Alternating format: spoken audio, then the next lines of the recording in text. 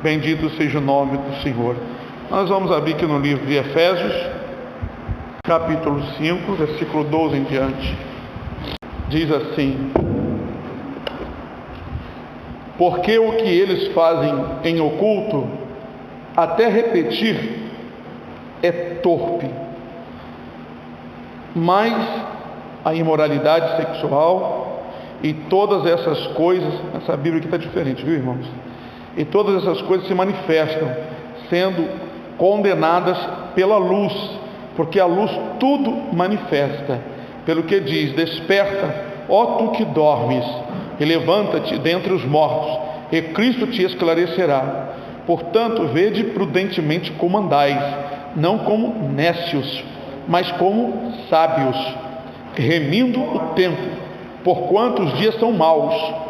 Pelo que não sejais insensatos, mas entendei qual seja a vontade do Senhor, e não vos embriagueis com o vinho em que há contenda, mas enchei-vos do Espírito, falando entre vós com salmos e hinos e cânticos espirituais, cantando e salmodiando ao Senhor no vosso coração, dando sempre graças por tudo a nosso Deus e Pai, em nome de nosso Senhor Jesus Cristo, sujeitando-vos uns aos outros no temor de Deus.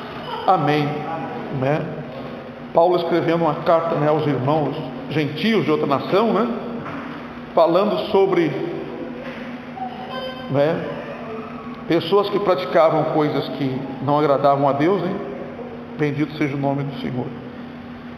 E ele orientava esses irmãos a viver numa vida de vigilância, diz aqui a palavra do Senhor, e nem repetir o que eles falavam, em oculto,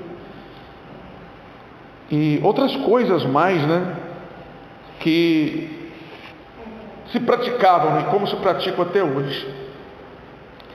Agora é interessante essa palavra que ele diz: desperta, tu que dormes, ó. Ele fala assim, nessa palavra aqui, pelo que diz: desperta, ó tu que dormes, e levanta-te dentre os mortos. Aqui é uma exortação para alguns dentre o povo de Deus sair do meio dos mortos. Os mortos são todos aqueles, como disse Jesus: deixa os mortos enterrar seus mortos. Aqueles que estão voltados para essa vida, como nós falamos aqui outro dia, domingo, mortos porque não tem o Espírito Santo, então estão mortos. Irmão, pode ser parente, pode ser quem for. Quem não tem o Espírito de Deus está morto, espiritualmente morto. E passar o dia conversando com o morto, só sai assunto que não deve, porque é assunto só de coisas materiais, de problemas de materiais, familiares.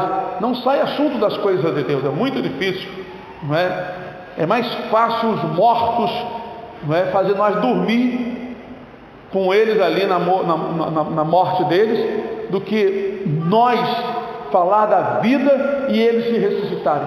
É tão fácil a conversa pender para as coisas desta vida.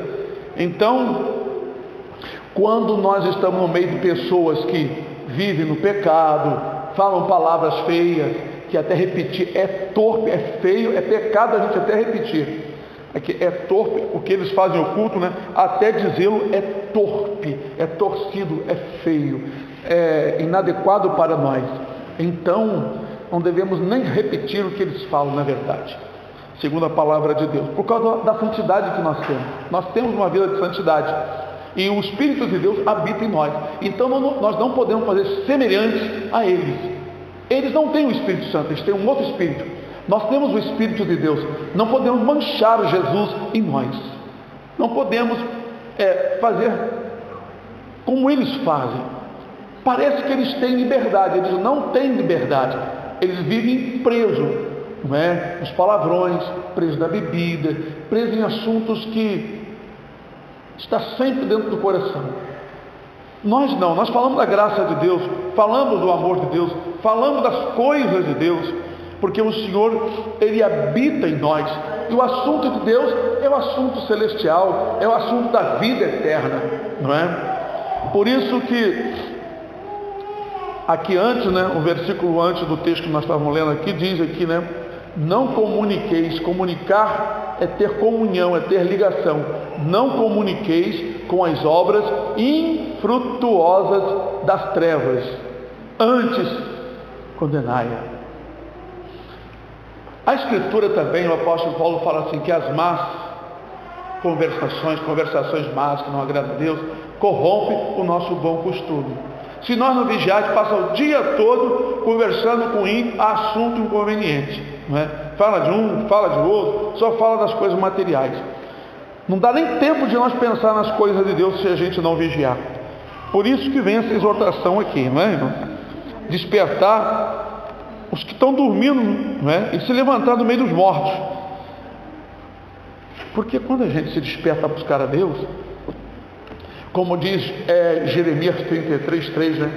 Clama-me e responder-te-ei e anunciar-te-ei coisas grandes e firmes que tu não sabes. Então, aqui diz, levanta tu que dormes, não é? Tu que dormes, levanta dentre os mortos e Cristo te esclarecerá. Veja bem que o Senhor não esclarece para morto e para defunto, mas para quem quer receber a ressurreição, porque Paulo escrevendo também em Colossenses, capítulo 3, ele disse assim, se já ressuscitaste com Cristo, buscai as coisas que são de cima e não as que são da terra. Pensai nas coisas que são de cima e não nas que são da terra. Colossenses 3. Então nós entendemos que a vida de um cristão não é uma vida de estar pensando, meditando nas coisas de Deus. Seremos muito mais felizes. O Salmo 1 diz isso. Bem-aventurado o varão que não anda segundo o conselho dos ímpios, não se detém no caminho dos pecadores, nem se assenta em roda escarnecedores. Antes tem o seu prazer na lei do Senhor, e na sua lei medita. É o que nós estamos falando aqui. Nós estamos conversando, meditando no versículo, não é? Levantar do meio dos mortos, irmãos, pode ser as coleguinhas mais bacaninhas da minha filha, que ela gosta, mas as coleguinhas estão mortas. Elas estão mortas. As coleguinhas das filhas aí da irmã também estão mortas. Agora, nós, quando estivermos com nossos colegas, temos que ter muito cuidado com as más conversações, para não sermos envolvidos e engolidos. Eu sempre fui muito prudente trabalhando no centro do Rio de Janeiro, né, esculpindo madeira. Sempre tinha alguém que parava perto de mim para puxar assunto. O assunto do político, do governo, o assunto de não sei de quê. E eu sempre ali pedi oração para levar a conversa para as coisas de Deus. Eu sempre ali puxava a conversa, terminava pregando. Quando a pessoa falava demais e rápido e não deixava eu falar, então eu ficava só em pedir oração, mas vigilante para não me envolver no assunto. Porque nós temos que realmente nos levantar do meio dos mortos. Levantar é nos colocar em vigilância. Não é levantar literalmente, eu estou dormindo lá, né? Eu vou levantar do meio dos defuntos. Eles estão mortos. Muitas vezes eu estou dormindo no meio deles. Estou apagado, estou sem comunhão com o Senhor. Está os ímpios conversando. É igual parente, né? A gente pensa que parente é irmão em Cristo. Não é. Parente não é irmão em Cristo. Por mais que tenhamos saudade. Parente não é irmão em Cristo. Irmão em Cristo são os irmãos em Cristo, são os nossos verdadeiros parentes. Jesus disse: eis aí minha mãe, minhas irmãs e meus irmãos, são aqueles que fazem a vontade de meu Pai que está nos céus. Porque a gente sente saudade de parentes, aí estamos com eles, mas o assunto não é o assunto das coisas de Deus. É muito difícil, a não ser que o parente também esteja convertido. Então, levantar do meio dos mortos é ficar na vigilância no meio dos defuntos. Bom, Satanás não descansa, Deus também descansa, e eu não quero ficar descansando, eu quero estar atento. O ímpio vem conversar comigo, eu estou sempre ligado, sabe o que ele quer falar, ou qual a intenção ali. Às vezes Deus põe no nosso caminho para nós pregarmos, mas temos que estar atento. Se levantar é estar atento. Não é? Levanta dentre os mortos e Cristo te esclarecerá. Porque para Deus nos usar ou revelar qualquer coisa a nós temos que ficar ligado. Muitas vezes vem parentes que não servem ao Senhor com um monte de ideia, um monte de assunto. Fica ligado, fica em espírito, que Deus estará ali te revelando qualquer coisa ou te mostrando qualquer coisa. É só ficar ligado. Fica ligado, você começa a ver o demônio em quem está atuando. Por mais que as pessoas sejam boazinhas, o que está acontecendo no campo espiritual? O campo espiritual é uma batalha constante. Nunca vocês pensem que a coisa está calminha. Irmão, não existe sossego. De manhã até a noite, na hora de dormir, os demônios estão trabalhando. Há uma briga terrível. Se vocês olhassem agora, vocês iam ficar apavorados de ver o que é o mundo espiritual que vocês não vê. Nós vivemos por misericórdia. Nós estamos de pé e vivos por misericórdia, porque Deus, com o seu grande exército, está sempre nos protegendo. Mas vem a exortação: nós devemos estar ligados, porque eles não descansam. Se vocês pensam que os demônios descansam, eles ficam cansados, eles não se cansam. Por que a Bíblia diz, em Salmo 34, 7, que o anjo do Senhor acampa-se ao redor dos que o temem e os livra? Livra de quê? Se ele acampa, o que é acampar, irmão? Acampar é armar a barraca e ficar ali, o tempo todo. Então, não pense quando o irmão vai, o irmão vem, a irmã sai, você conseguiu ir e voltar porque você foi esperto. Negativo. Se o Senhor não enviasse um anjo, os demônios te pegavam no meio do caminho e te estraçalhavam. Eles não fazem isso por causa dos anjos. Um próprio demônio falou isso com uma pessoa que eu não lembro, numa visão.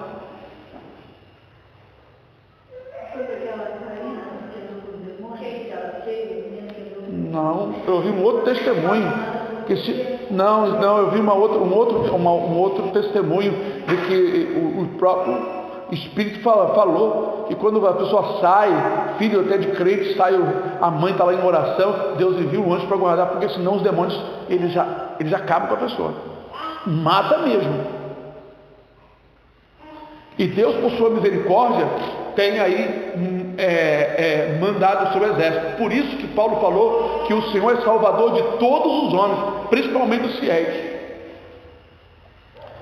De vez em quando o ímpio entrega uma situação, entrega para outra, mas Deus está sempre guardando os filhos dele, está sempre guardando. Por isso que nós devemos estar sempre ligados nisso, porque o Senhor está sempre nos livrando. Glória a Deus, aleluia. Não é? Pois é, por isso está escrito, né? Levanta-te dentre os mortos e Cristo te esclarecerá. Sabe que tem muitos crentes que estão dormindo no caminho dos pecadores, estão lá se deliciando, mas não sabe que a qualquer hora pode acontecer uma situação ruim.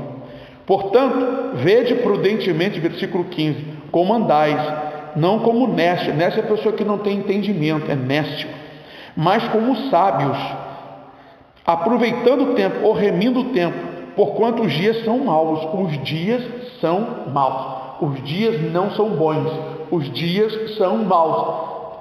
Deus é que nos livra todos os dias. Por isso está escrito em Lamentação de Jeremias que a misericórdia do Senhor são novas a cada manhã. E é a causa de nós não sermos. Estou brincando, não.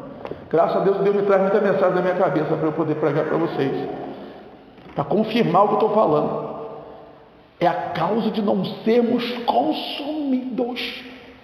Porque o campo espiritual está uma guerra terrível. A gente não escuta som de bomba, ninguém gritando, mas está um alvoroço terrível. Se Deus mostrar para vocês instantes, vocês vão acordar apavorados de ver. Eu ouvi um testemunho de um homem que não acreditava em nada.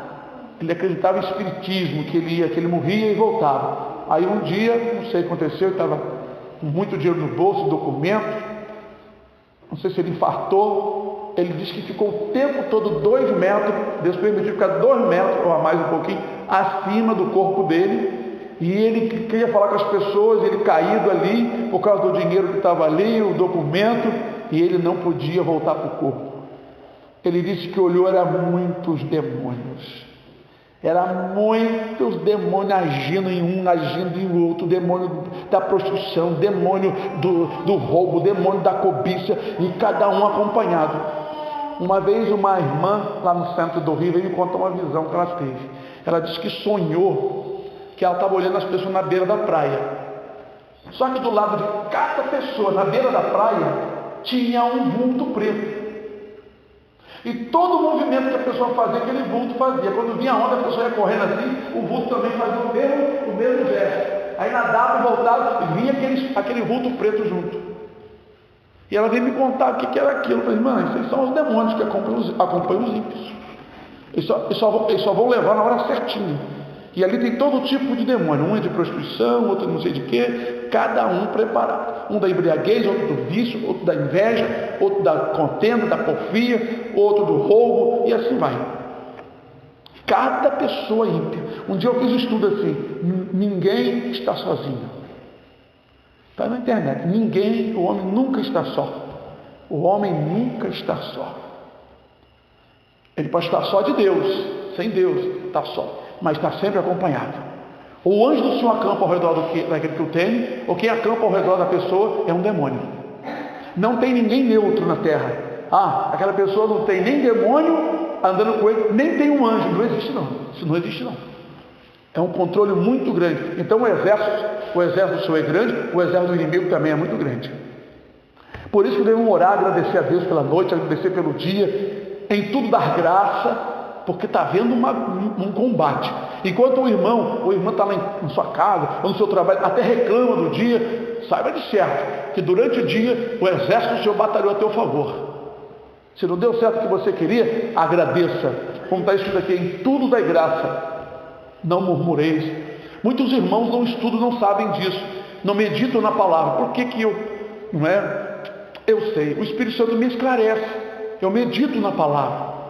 Às vezes eu não estou nem lendo, às vezes eu estou sentado. Aí a Isabel está pensando em quê? Estou pensando na vida.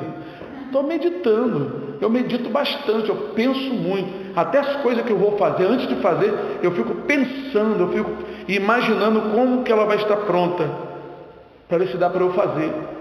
Meditar é isso, é procurar pensar o que esta palavra está dizendo, não é? Tu que dormes, levanta dentre os mortos. Tem o que dorme e tem os que estão mortos. Então, são dois tipos de gente.